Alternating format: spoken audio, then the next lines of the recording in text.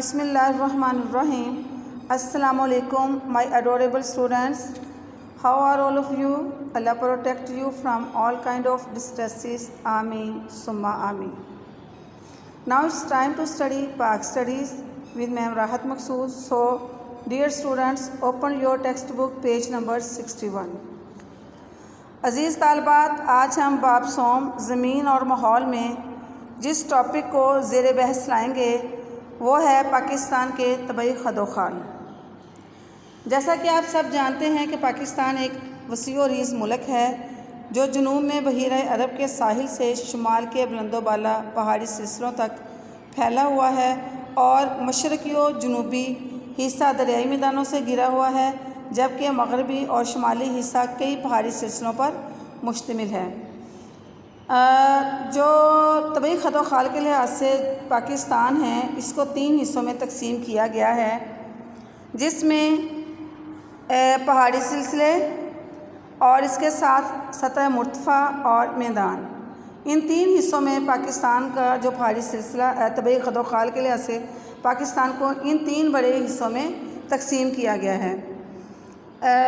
Mountain ranges کو پڑھنے سے پہلے یا اس کو ڈسکس کرنے سے پہلے ہم پہاڑ سے کیا مراد ہے یا پہاڑ کسے کہتے ہیں اس کی ڈیفینیشن کو دیکھتے ہیں۔ خشکی کے اس بلند قطعے کو پہاڑ کہتے ہیں جس کی سطح پتھریلی، ناہموار، ڈھلوان دار اور سطح سمندر سے بلند ہو۔ میں اس کو دوبارہ اسٹوڈنٹس ریپیٹ کرتی ہوں، اس کو میں ریپیٹ کر رہی ہوں، آپ اس کو دوبارہ غور سے سنیں۔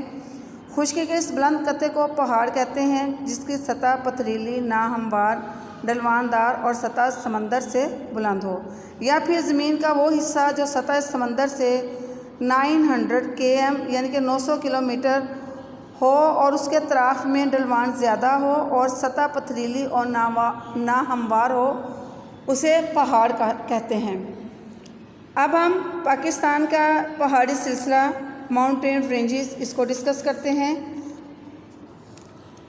اگر شمالی پہاڑی سلسلے میں سب سے پہلے ہم شوالک کی جو پہاڑیاں ہیں اس کا محل وقوع اور اس کے محل وقوع میں جو مشہور پہاڑیاں ہیں ان کو ڈسکس کریں گے۔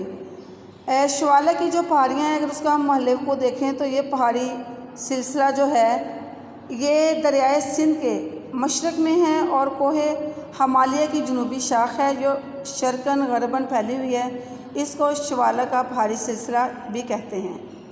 اس میں سے یہ جتنا میں آپ کو اسٹوڈنٹس اس کی ریڈنگ کروں گی آپ نے اس کو انڈرلائن کرنا ہے اور جسٹ اس کی اتنی ہی ڈیفینیشن آپ نے یاد کرنی ہے، اور پھر اس کی جو مشہور پہاڑیاں ہیں پبی کی پہاڑیاں ہیں جو ہزارہ اور مری کے قریب جنوب میں واقع ہیں، آپ ان کو انڈرلائن کریں گے اور اس پہاڑی اور سلسلوں میں آپ ان کو انڈرلائن کرنے کے ساتھ ساتھ ہم اسی میں سے شارٹ کویسچن آنسرز بنائیں گے اور پھر ساتھ ہی MCQs بھی انہی میں سے ہم بنائیں گے۔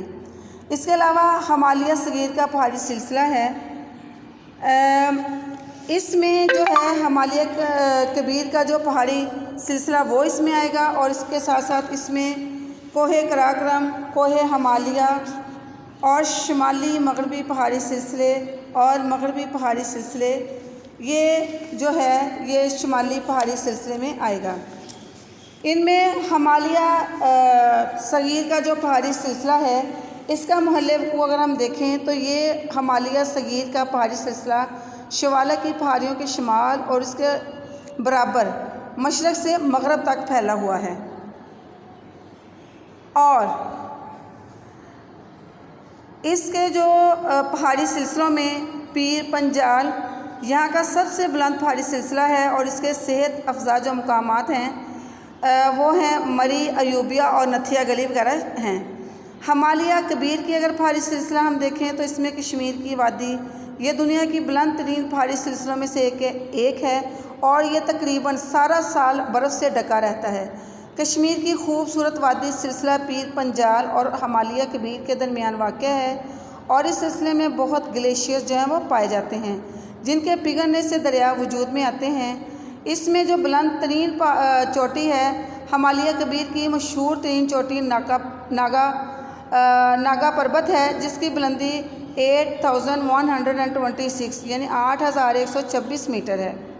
اس کے علاوہ کوہ قراقرم کا پہاڑی سلسلہ، اس کا اگر محلِ وقوع ہم دیکھیں تو سلسلہ کوہ قراقرم کوہستان ہمالیہ کے شمال میں کشمیر اور گلگت میں چین کی سرحد کے ساتھ ساتھ مغرب سے مشرق تک پھیلا ہوا ہے، اور اس کی بلند ترین چوٹی جو ہے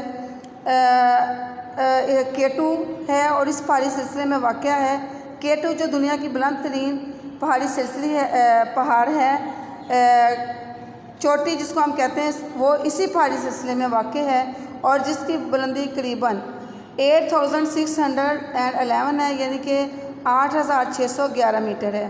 اور شاہراہ ریشم، پاکستان کی شاہراہ ریشم جسے ہم شاہراہ قراقرم بھی کہتے ہیں، اسی سلسلے میں سے گزر کر درہ خنجراب کے راستے چین تک جو ہے وہ جاتی ہے۔